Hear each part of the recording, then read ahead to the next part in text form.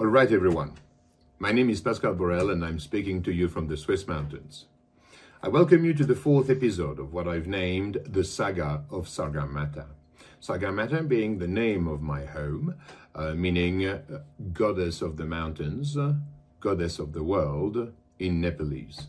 And I think it was, quite adapted to the home I had built at the time, which has probably the largest welcoming capacity of be 240 plus people seated very comfortably.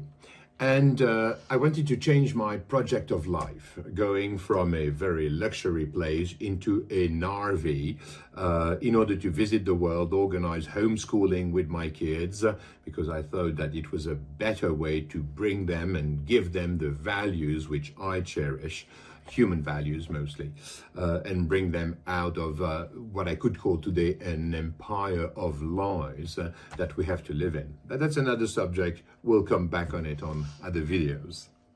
So I met with Prince Andrew and the Duchess of York, and they were surprised that I had decided to sell such a place, because it's true that it's one of the most amazing places in Verbier.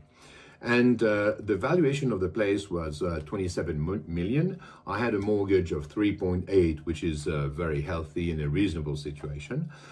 You'll see in the 360 video that I've done for you, where you can just shift your phone and look at whatever you want, as well as taking your mouse, go left, right, center, however you wish, to visit the chalet. You'll understand easily that the chalet like that is worth much more than the, I would say, reasonable mortgage that I had on it.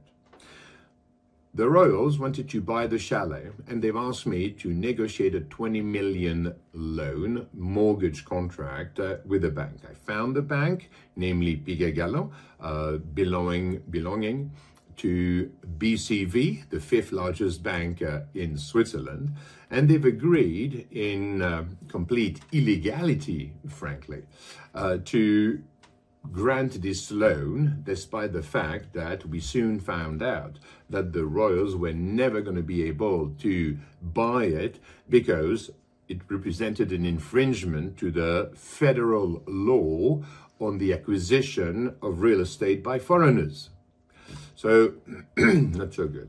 And watch the other videos, but please be quick, because I'm going to be censored. It's clear. When you talk about high-profile people and you actually damaging the financial interest of Swiss banks, you get not only censored, but threatened. I'm potentially going to go to jail for this. But at the end of the day, I've been cornered by the bank, by the legal framework, to some extent, even by Prince Andrew and the Duchess of York, in a situation that I cannot do anything else but striking back, in inverted comma, laying very simply all the situation on the table before you. If you had told me I would have done that 6 months ago, I would have told you in your dreams. No way. But this is the situation I'm in today.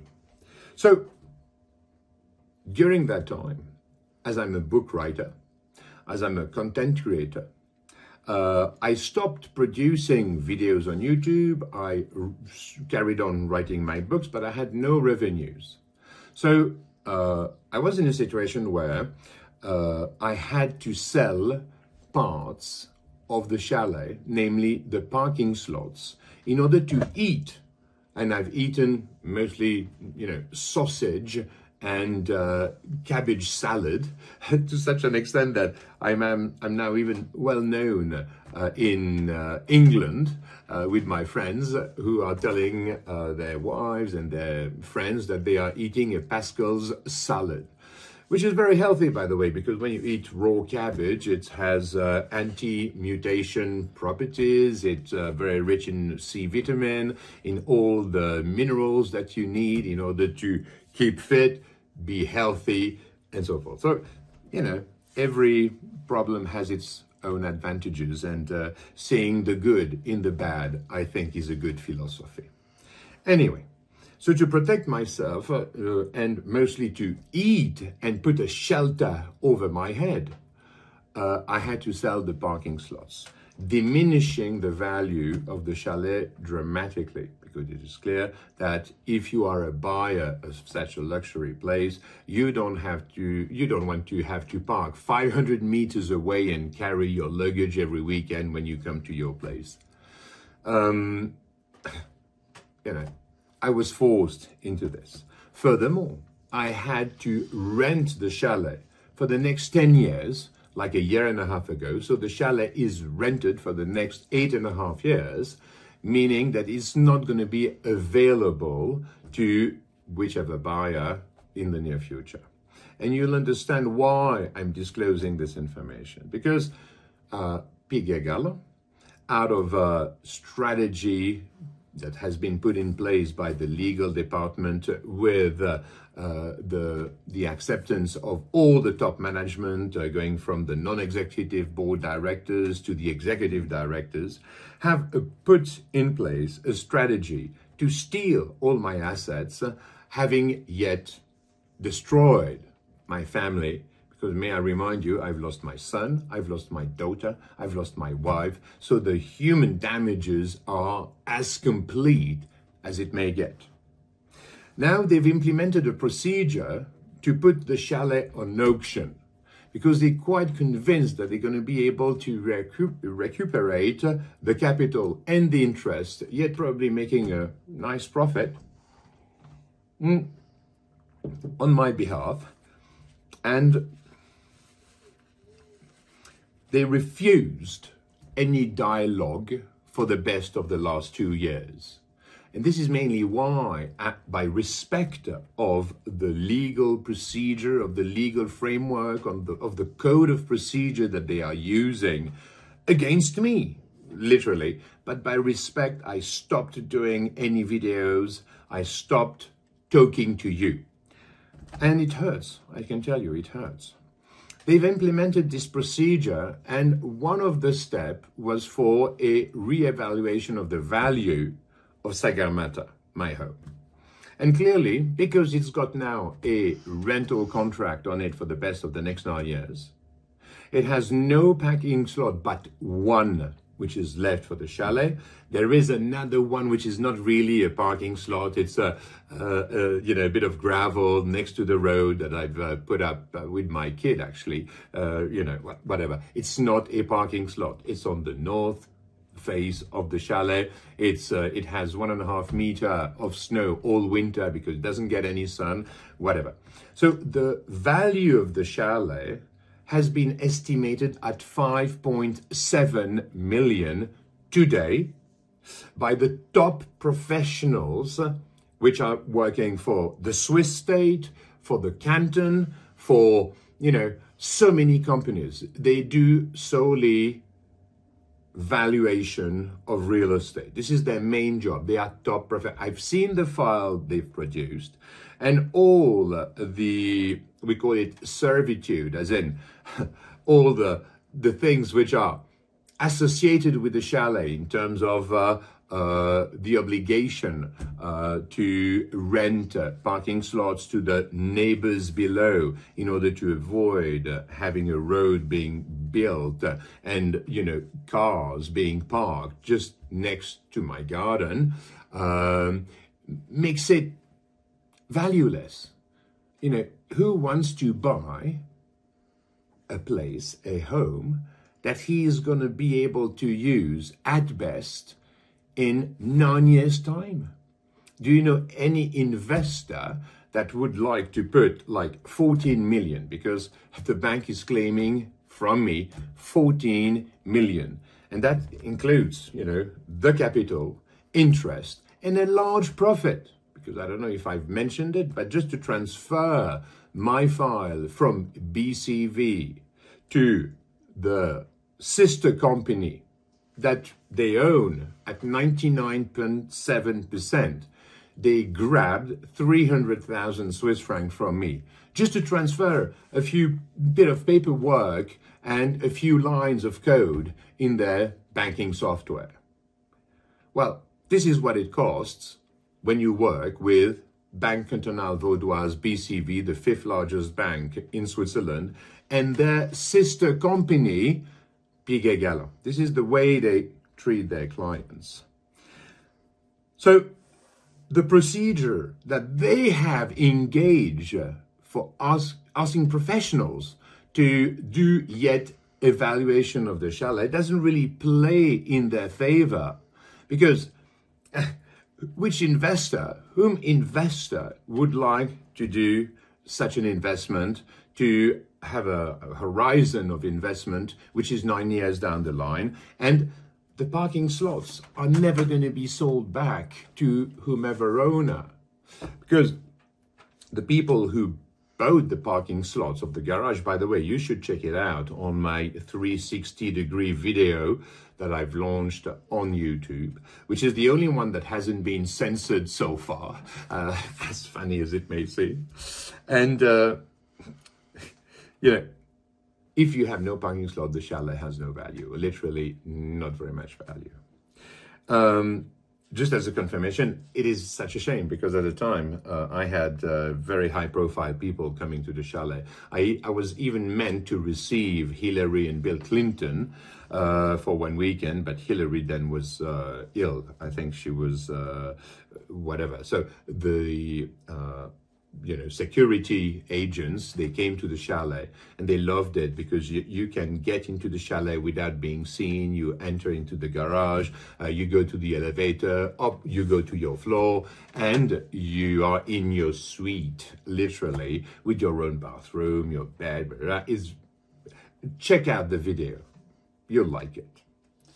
So I meet, I've been trying to open a dialogue with Piguet Galland for the best of 2 years, but they refused systematically to welcome me and just to have a chat, just to have a discussion, to find a win-win deal where each of us, I've made mistake accepting such a deal, going into irresponsible lending.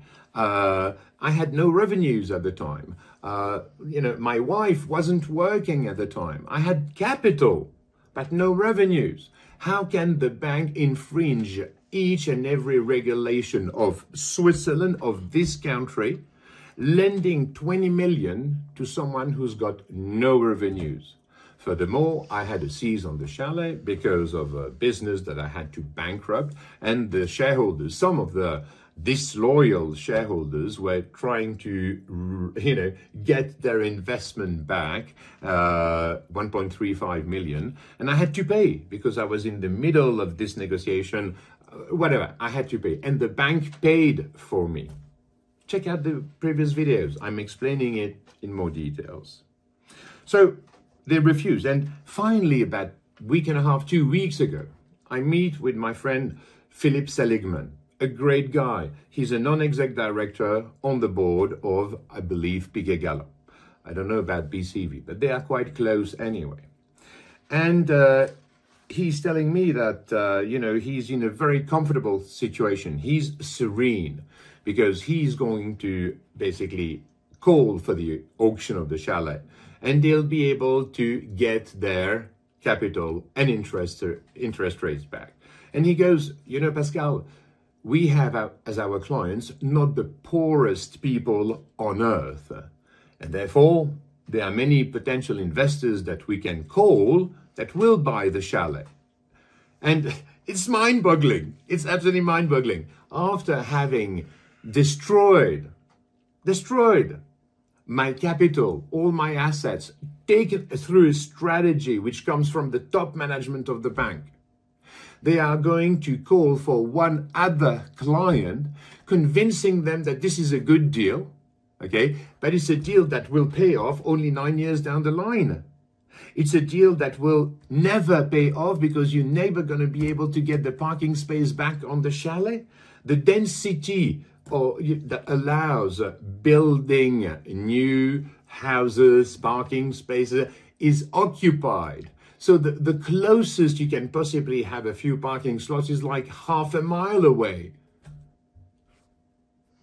And they're going to try to shaft yet another one of their clients, convincing him that this is a good deal. It's crazy. I tell you, it is crazy. And I went there, as I said, trying to open the dialogue. And I remember Olivier Calou, the top boss of the bank, sending me his assistant. And the assistant comes in the room and she sees me and she's a little embarrassed, you know, and she says, oh, Mr. Kalou cannot receive you because you know what it is in the banks, you know, people are very busy. And, you know, she has this body language where she doesn't look at me in the eyes, you know, she's a bit embarrassed. She's lying. But how can you work for a boss, the boss of Piguet Galland, that is asking you to lie to your client to get your salary at the end of the month? How can you work decently, you know, and take care of clients if you are in this frame of mind? And, you know, Philip Seligman continues and he says to me, but Pascal, you know, the worst case scenario for us is we keep the building and the top executive of BCV and Piguet Galland will be so happy to go skiing on a more regular basis in Verbier. And may I remind you that BCV belongs for 67% to the state of Vaud, le canton de Vaud. So, in inverted comma, it belongs to the people. And they are going to be happy to use the people's assets in order to send their top executives skiing on a more regular basis in Verbier. Amen. It's unbelievable. Unbelievable. And you know what? The last news that I got, like less than a week ago, is that apparently Prince Andrew and the Duchess of York have negotiated a contract, a special contract, with the Banque. And this is one where they get rid of the joint caution that protected, you know, the mortgage loan. And they paid 520,000 for it. So they shifted, they dropped $500,000 on the table, and they can get without informing me. And may I remind you, in the joint caution, you have three parties. One is, of course, the bank. The other one is the guy that bears the mortgage contract on his shoulders. And the third one is the caution himself. And it has the value of a federal court judgment, the highest jurisdiction in Switzerland. It cannot be undone. And yet, and I still have to verify because the jargon of the letter used in the letter I've received makes it a bit awkward to understand. But from my advisor's point of view, it is saying that basically the joint caution doesn't exist anymore. I'm not protected. The bank is doing a cleanup exercise so that the regulating body, even if they do a no debt, could not find out. But I'm amazed that after 5 years, the legal framework, the audits, and the regulating body, FINMA, which is the SEC equivalent in Switzerland, hasn't found out that it's a complete breach of the legal framework in terms of protection of against irresponsible landing of the Swiss citizen. It is a breach on the federal law on the acquisition of real estate by foreigners, no less. And the bank is happy to send its top executives to skiing in Verbier, you know, in the most luxury place.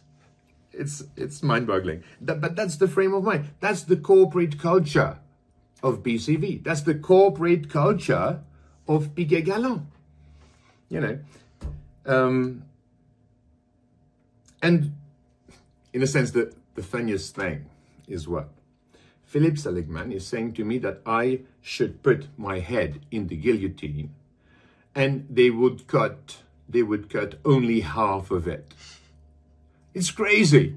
You know, I'm using his words. I should really place myself into the benevolent hands of the bank that has shafted again my family, that has stolen my assets, okay?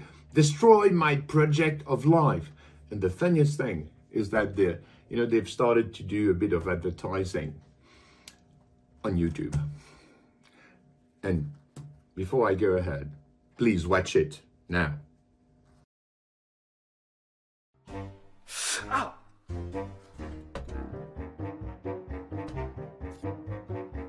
Oh.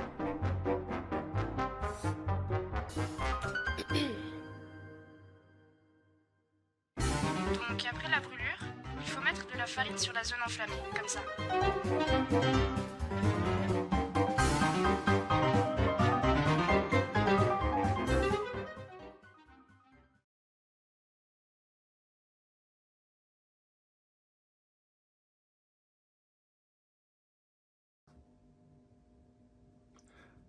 I guess you've seen, what is their motto, going along with the project of life of their clients to make their live in serenity. As I already said, do I look serene after losing my family, my son, my daughter, my wife, my assets? This is the way they go along, with your project of life as a client. Well, thank you very much. It's well done. Let me tell you, the corporate culture, which evolves around money, money, and money, profits, profits, and profits. If you are a client of one of those banks, you should really check out, because you are taking a life and death risk.